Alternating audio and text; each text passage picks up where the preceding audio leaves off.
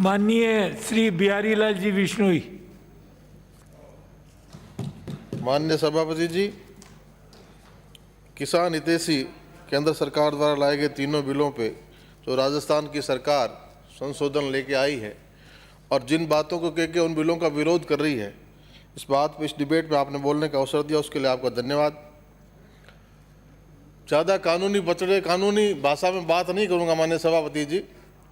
इस डिबेट को शुरू करते हुए उपनेता प्रतिपक्ष माननीय राठौड़ साहब ने सारे कानूनी प्रावधानों का जिक्र किया कि केंद्र 7वीं अनुसूची में क्या केंद्र के विषय हैं, क्या राज्य के विषय, कौन से समवर्ती सूची के विषय हैं, और समवर्ती सूची का विषय जिन केंद्र की सरकार ने समवर्ती सूची के विषय पे 3 बिल पास किए हैं, राष्ट्रपति महोदय के सिग्नेचर के बाद जो कानून बन गए, उन पे जिस तरह का बवाल कांग्रेस शासित 1-2 प्रदेशों में मचा और उनसे जुड़ते हुए हमारे शांत प्रिय राजस्थान प्रदेश के जिलों में भी कुछ उत्पाद की कोशिशें हुई, लेकिन कौन किसान का हितैषी है, कौन किसान की बहबूदी के लिए काम करता है, कौन निस्वार्थ भाव से काम करता है, ये हिंदुस्तान का किसान जानता है। इसलिए राजस्थान के किसान ने उनके साथ खड़े होने का काम नहीं किया और इस बिल को राजस्थान की विधानसभा में इन तीनों संशोधन बिलों को प्रस्तुत करते हुए,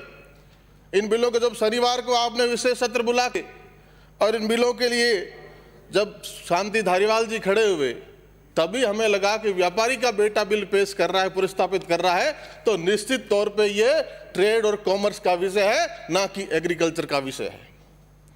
आज जब डिबेट की शुरुआत हुई तो उपनेता प्रतिपक्ष ने कहा कि माननीय मंत्री जी, कृषि मंत्री जी तैयारी के साथ नहीं आए।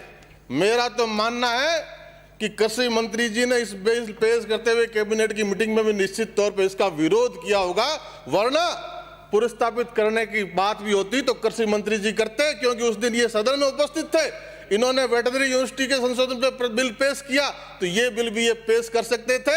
आज धारीवाल जी को बोलना था, लेकिन बुलवाया कृषि मंत्री से गया कि ये कृषि का विषय साबित करने के लिए, जबकि कृषि का विषय है नहीं, ये इंटरस्टेट ट्रेड और कॉमर्स का विषय है, जिसमें भारत की सरकार को कानून बनाने का पूरा अधिकार है। माननीय सभापति जी, डिबेट की शुरुआत करते हुए कटारिया साहब ने कहा खेती का क्या होगा, पशुधन का क्या होगा, राज्य सरकारों से पूछा गया क्या?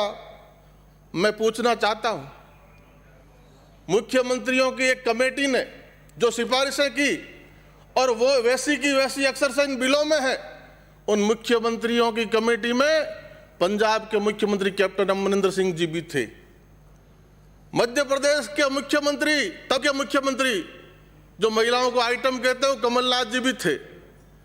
उसी कमेटी में बहुत सारे मुख्यमंत्री, 2 और भी आपकी सरकारों के मुख्यमंत्री होंगे जिनकी अनुशंसाओं पे पूरी तरह इन बिलों में उन संस्थाओं को शामिल किया गया है। अभी मेरे कॉमरेड साथी चीख के कह रहे थे कि किसानों का ये हो गया, किसानों का वो हो गया। यही कॉमरेड साथी पहले भी चीख के कहा करते थे कि केंद्र की सरकारें किसान हितों की झूठी बातें करती है, डॉक्टर स्वामीनाथन आयोग की रिपोर्टों को लागू करने का काम नहीं करती। डॉक्टर स्वामीनाथन आयोग की रिपोर्ट कब आ गई? 2006 में अंतिम रिपोर्ट आ गई थी। तब कौन केंद्र में सत्तारूढ़ था? और लगातार 10 बरस तक डॉक्टर मनमोहन सिंह के नेतृत्व में यूपीए कांग्रेस की सरकार चल रही थी। किसने रोका स्वामीनाथन आयोग की रिपोर्ट को लागू करने से? लेकिन 10 बरस में जिस बात को लागू नहीं कर पाए, उसको देश के मजबूत प्रधानमंत्री ने लागू करने का काम किया, किसान के हित में करने का काम किया। तो आज कामरेड रो रहे हैं कि जमीनें नीलाम हो जाएगी। इनकी जमीनें पे नजर है, हमारी नजर में, हमारी नजर के केंद्र में देश का किसान है, उसका भला होना चाहिए। ना किसी ने बिल पढ़ा, ना किसी ने उस पर मनन किया, ना किसी ने उस पर मंथन किया। कॉन्ट्रैक्ट फार्मिंग में किस बिल में केंद्र सरकार का बिल पढ़िए, कहां जमीन पे लैंड टाइटल पे कहां इश्यू खड़ा हुआ है? लैंड टाइटल पे कोई इश्यू नहीं है। किसान के साथ व्यापारी का किसी भी व्यक्ति का एग्रीमेंट होता है तो लैंड पे कोई टाइटल में बदलाव नहीं होगा। और सारी बातें जो यहाँ की जा रही है, जिन भी माननीय सदस्यों ने, मेरे सत्ता पक्ष के सदस्यों ने बात की है, तकरीर की है, तहरीर की है, वो खुद अपनी ही बातों में अंतर्विरोध लेके आए हैं। गंगानगर से आने वाले साथी कह रहे थे कि उस निर्णय का अभी तक सुप्रीम कोर्ट में निर्णय नहीं हुआ। तभी तो उन्हीं बातों का समाधान तो मोदी जी लेके आए हैं कि 3 दिन में तो आपको भुगतान करना पड़ेगा किसान को, 30 दिन में विवाद की स्थिति होगी तो एसडीएम को निर्णय करना पड़ेगा, अगले 30 दिन में कलेक्टर को निर्णय करना पड़ेगा। तो सिविल न्यायालय को दूर इसलिए रखा गया कि लाखों कोर्ट केसेस पहले से पेंडिंग है, इसलिए ऐसे प्रावधान किए माननीय सभापति जी। और एसेंशियल कमोडिटी एक्ट की बात करें, ये तीनों बिल अपने आप में अनुपूरक है, एक दूसरे के पूरक है, इसलिए सदन भी साथ में चर्चा कर रहा है। ये एसेंशियल कमोडिटी एक्ट की बात की गई, रेवेन्यू मंत्री जी ने कहा कि किसने कहा इस पे स्टॉक लिमिट को हटाने का, लागू करने का।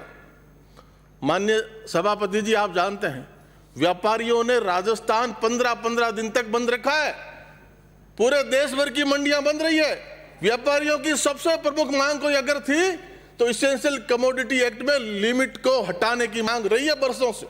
और इस लिमिट को हटाने के मैं गंगानगर में कई चौपालें मैंने की है और पंजाब हरियाणा के किसानों के बीच भी मैंने चौपालों में भाग लिया है।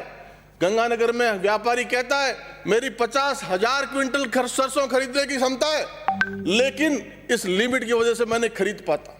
मेरे बीकानेर में मोठ की बहुत बड़ी पैदावार होती है, हमारी बरसों से मांग है कि मोठ को भी एमएसपी में शामिल किया जाए।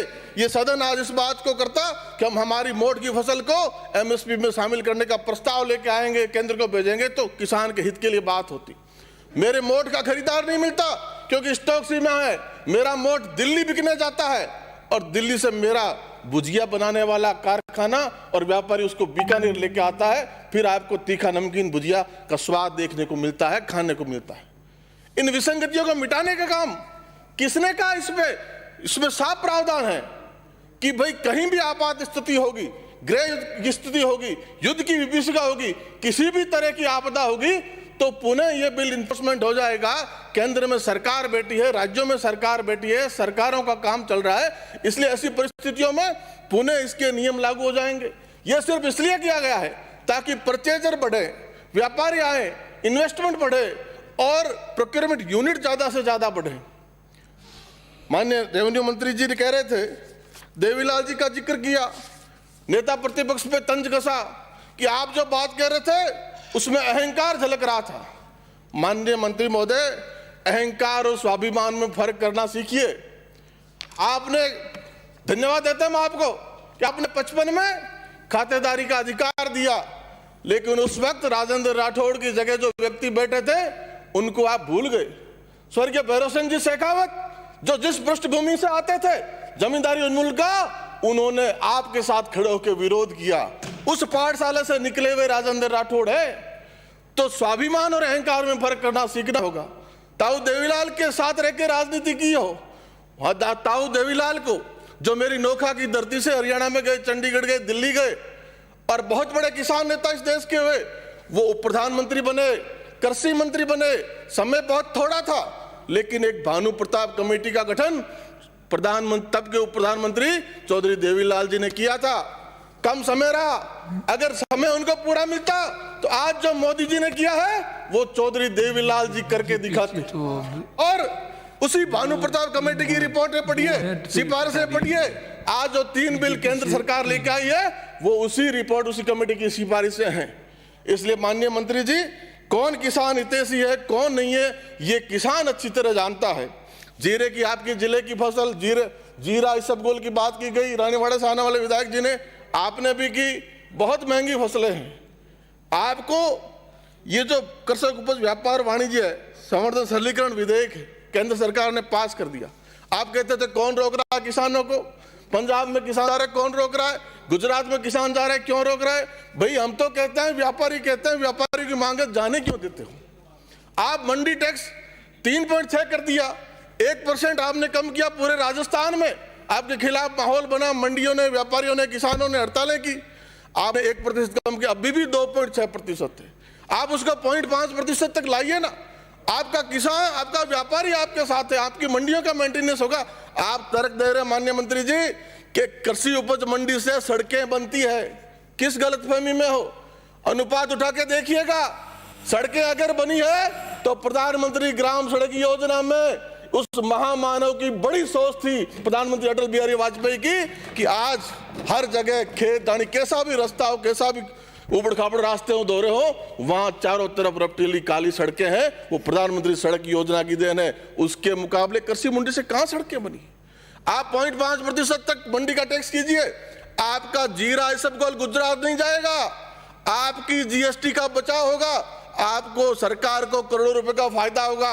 आपकी रुई कॉटन आपकी पंजाब नहीं जाएगी, आपकी इधर की फसलें ग्वार ये हरियाणा नहीं जाएगा, आपका चना हरियाणा नहीं जाएगा। इसलिए आपकी सरकार को तो रेवेन्यू मिलेगा और किसान को फायदा होगा। और इसमें ये जिन बातों पे चर्चा कर रहे हैं, व्यर्थ की बहस कर रहे हैं, समय खराब कर रहे हैं, कितना कीमती, जो हमें चर्चा करनी चाहिए कोरोना में हमारा प्रबंधन कैसा हो रहा है, हमारे कानून व्यवस्था में हमारी क्या स्थिति है। एनसीआरबी की रिपोर्ट देखिए, राजस्थान किन किन बलात्कार में राजस्थान 1 नंबर, दलित उत्पीड़न में राजस्थान 1 नंबर। माननीय सभापति जी, मैं इस मन से कहना चाहता हूं कि अभी जो बातें की गई कि बादल छोड़ के क्यों चले गए, ये सामने खिलजी की फौज बैठी, ये सोच ले समझ ले कि गोरा बादल की कहानी पड़ी है ना, बादल छोड़ के चले गए तो उनका स्वार्थ होगा, उनकी परिस्थितियां होगी, लेकिन बादल छोड़ के चले उसका मतलब यह नहीं कि हमारा नेता, हमारा कार्यकर्ता, हमारा प्रधानमंत्री किसान हित के लिए अपनी लड़ाई बंद कर देगा। ये गोरा बादल की धरती से आने वाले गुलाब चंद कटारिया बैठे हैं और ये राजशेखर से आने वाले राठौड़ बैठे किसान के हित की लड़ाई, वसुंधरा के बेटे मान सम्मान की लड़ाई, किसान के स्वाभिमान की लड़ाई लड़नी होगी तो पुरजोर तरीके से लड़ेंगे। इन बिलों का हम विरोध, इन संशोधनों का हम विरोध करते हैं और आप संघीय ढांचे को नुकसान पहुंचाने का काम कर रहे हैं।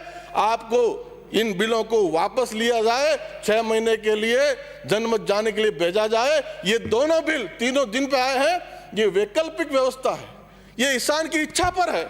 किसान इस पे एग्रीमेंट करे तो उसकी मर्जी, ना करे तो उसकी मर्जी। आपका लैंड इश्यू कोई है नहीं, आपको 30 दिन में एसडीएम को निर्णय करना पड़ेगा, कलेक्टर को निर्णय करना पड़ेगा। हाथ इतने बांध दिए सभापति जी कि किसान हित के अलावा कोई वो निर्णय कर ही नहीं सकता। इन सब बातों को समझना होगा और हमें सरकार केंद्र ने जो निर्णय पास किए, बिल पास किए, किसान के हित में किए, सिर्फ किसी व्यक्ति ने कह दिया, चाहे व्यक्ति मेरी पार्टी का हो, आपकी पार्टी का हो, उसके कह देने मात्र से उसके अहम को संतुष्ट करने के लिए अगर हम राजस्थान की विधानसभा और 7 करोड़ लोगों के इस समय को बर्बाद कर रहे हैं तो बहुत बड़ी मूर्खता कर रहे हैं। इन बिलों को सरकार वापस ले और जनमत जानने के लिए प्रचालित करे। बहुत बहुत धन्यवाद। माननीय श्री पानाचंद मेघवाल।